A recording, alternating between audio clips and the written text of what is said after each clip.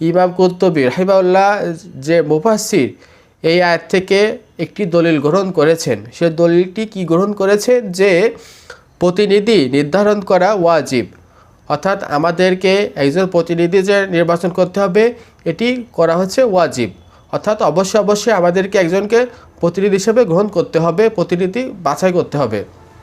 এখন তিনি মত পার্থক্য মীমাংসা করবেন। এই যে প্রতিনিধি আমরা বেছে নেব সে মত পার্থক্য মীমাংসা করবেন, তারপর কি করবে, ঝগড়া বিবাদ মিটিয়ে দিবেন। অর্থাৎ মানুষের ভিতর যে ঝগড়া বিবাদ যেগুলো লেগে থাকে এইগুলো মিটিয়ে দিবে কে, এই যে আমরা যাকে প্রতিনিধি হিসেবে নির্বাচন করব সেই ব্যক্তিটি।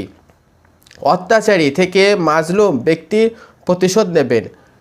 হঠাৎ করে আপনি একটি জায়গায় গেলেন, সেখানে আপনার উপর খুবই অত্যাচার করা হলো, তখন যে আমরা যাকে প্রতিনিধি হিসেবে নির্বাচন করব সে আমাদের হয়ে সে প্রতিশোধ নিবে। যদি আমারটা সৈশুদ্ধ থাকে তাহলে উদ্যুত প্রতিষ্ঠা করবেন। অন্যায় হোক ঘোষিত কাজ থেকে জনগণকে বিরত রাখবেন। অন্যায় তারপরে মানুষের চোখের আড়ালে যে পাপ কাজগুলো মানুষ করবে সেখান থেকে আল্লাহ সুবহানাহু ওয়া তাআলার ভয় দিয়ে তাদেরকে সেখান থেকে বিরত রাখবেন। ইত্যাদি বড় বড় কাজকর্মগুলো যার সমাধান ইমান ছাড়া হতেই পারে না। তাহলে এই যে সমাধান